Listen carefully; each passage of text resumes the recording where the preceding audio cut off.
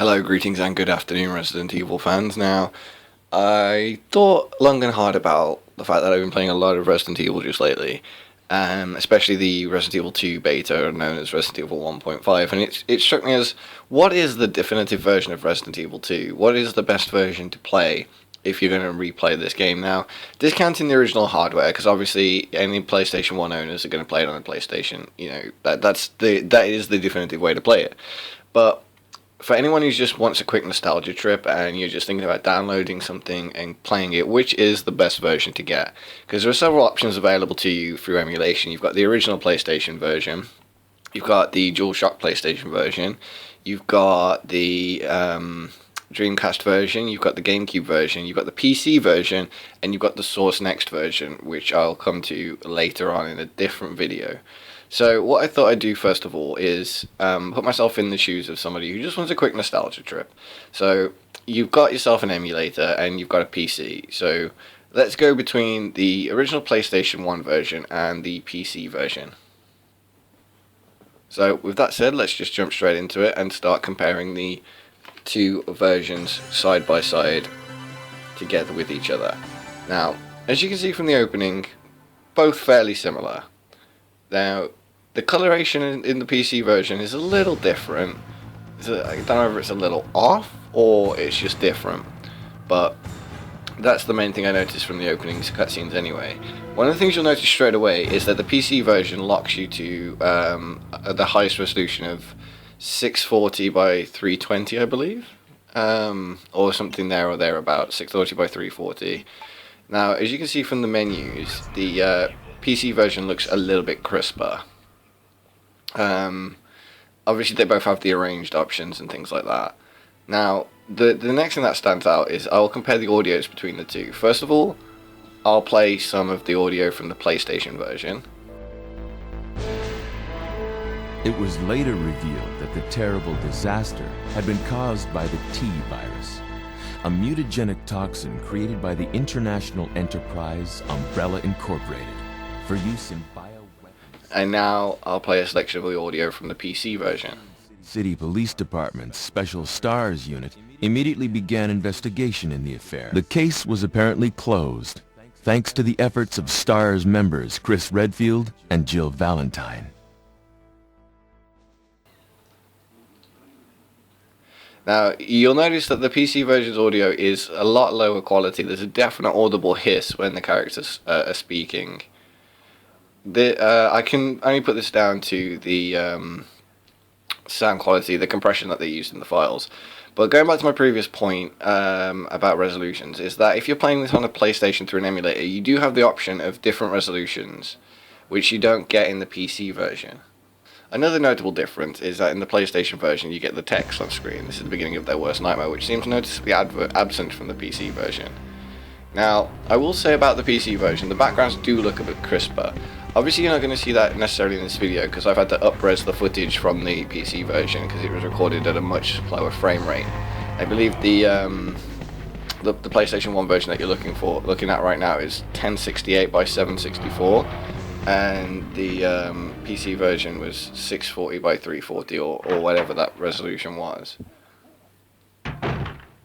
Freeze! Again, What are you doing here? PlayStation 1 audio. Hold your fire! I'm a human!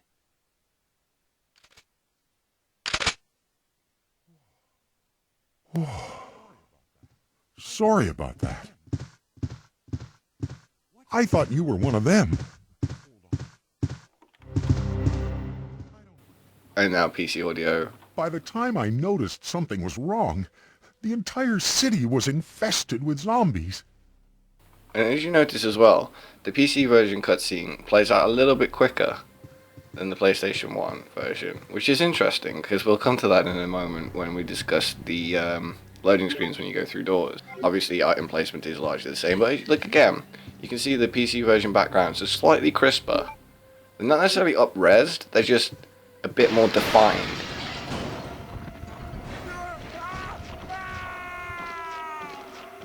Another noticeable difference is in the PlayStation 1 version, that inclusion of that police officer zombie.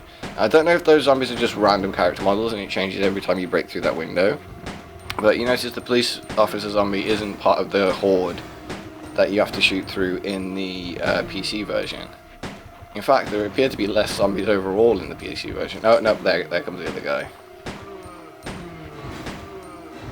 So the the police officer model is just replaced by another generic zombie.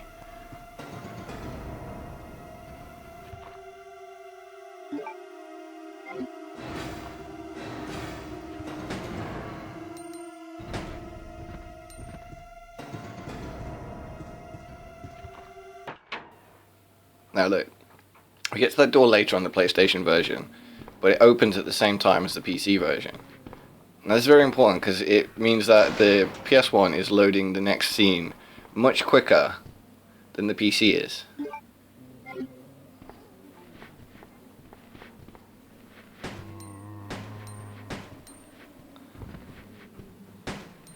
Again, slight variations in the zombie designs, although they could just be randomly chosen zombies that are spawned in. You know, it just spawns the right number of zombies, but it randomizes the character models. But again, you can see if you look at the pipe in the wall that the PC version is slightly crisper backgrounds, less muddied than the PlayStation 1 versions.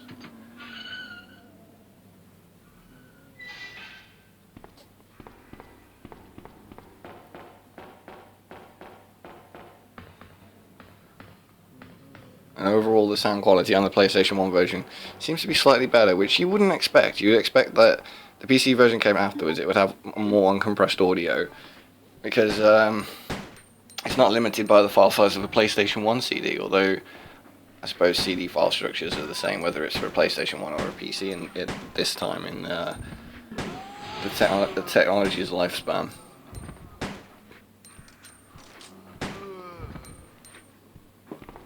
Now, I do intentionally pause the PC version here because it takes slightly longer to kill the zombies on the PlayStation 1 version, and in the end just ended up running through them. So that's not a true reflection of the accuracy of the loading screens. But again, look, PC background slightly crisper, and there did appear to be more zombies on the PlayStation 1, but here I reached the doors at the same time. Like, PC version I reached earlier, and the PlayStation 1 I reached slightly later, but the doors both opened at the same time. And I collect the bullets and kill the zombies in different orders in this section, so just try to ignore that for the time being. Now, another benefit of playing this game through the emulator versus the PC is that you got various graphics options to clear up the character models to make them look more like the PC version. The character models wouldn't look this good, and again, reaching the doors at different times, opening at the same time. The PlayStation 1 being slightly quicker. Look, again though, if you look at the cans and detritus on the floor, the PC version's backgrounds are a little bit crisper despite it being displayed at a low resolution. I assume this is in part because maybe they heightened the detail in the backgrounds, or not necessarily heightened the detail, but crisped up the image a little, but also because I'm playing the PlayStation 1 version at, again, a higher resolution, and the backgrounds are fixed at a standard resolution. So if you were seeing this on the PC version would be in a very small window on your desktop, because I was playing this on a 40-inch monitor, and it was an incredibly small window in the center of it, whereas like the PlayStation 1 version had a much larger window, and with the option of going full screen, which I'd imagine you can do on the PC, but for recording purposes I chose not to. And again, there, doors opening at the same time, despite being reached at different times.